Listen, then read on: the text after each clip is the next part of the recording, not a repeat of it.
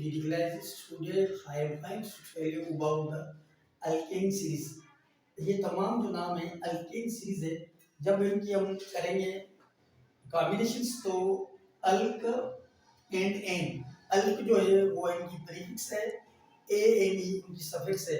तमाम जो alkane series है उनकी जो सफिक्स होती है ए एन ई। अगर किसी भी केमिकल कंपाउंड्स की जो सफिक्स है वो होगी ए एन ई, तो कार्बन और कार्बन के दरमियान सिंगल बॉन्ड आएगा। और तमाम जो सिंगल बॉन्ड्स होते हैं वो सिग्मा बॉन्ड्स होते हैं, वो पावरफुल बॉन्ड्स होते हैं, क्योंकि उनके अंदर जो ओवरलैपिंग है, उनके अंदर जो मिलने का अमल है, जो मिलने का जो रुझान है वो ज्यादा होते हैं। तब उसी वजह से वो सब के सब सिग्मा बॉन्ड्स पावरफुल होते हैं। अब ये सीरीज आपको याद करनी पड़ेगी अगर आप चाहते हैं कि ऑर्गेनिक केमिस्ट्री हमारे लिए इजी रहे।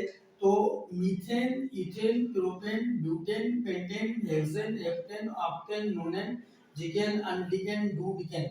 अब जब हम मीथेन देंगे तो कार्बन के एक एटम होगा, इथेन देंगे दो होगा, इस तरह ये कार्बन के एटम्स बढ़ते जाएंगे। ये फार्मूला किस तरह बनते हैं, इनका ग्राफिकल फार्मूला, इनका स्ट्रक्चरल फार्मूला, इनका मॉलिक्यूलर फार्मूला, वो जो मेरा आने वाला लेक्चर है, नेक्स्ट लेक्चर है, उसमें इजी वे में समझाऊंगा। आप उनको ऑर्गेनिक केमिस्ट्री बिल्कुल इजी वे में समझ में आ जाएगी।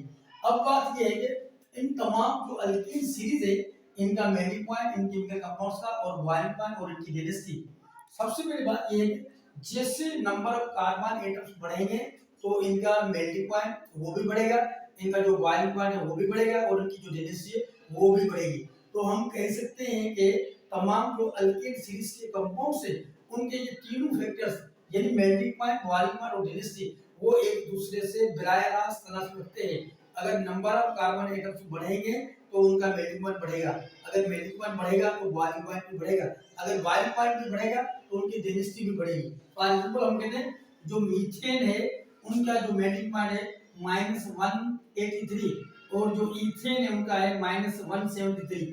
अब जो माइनस के अंदर छोटी रकम होती है वो बड़ी कहलाती है, इस तरह ये बढ़ते रहेंगे।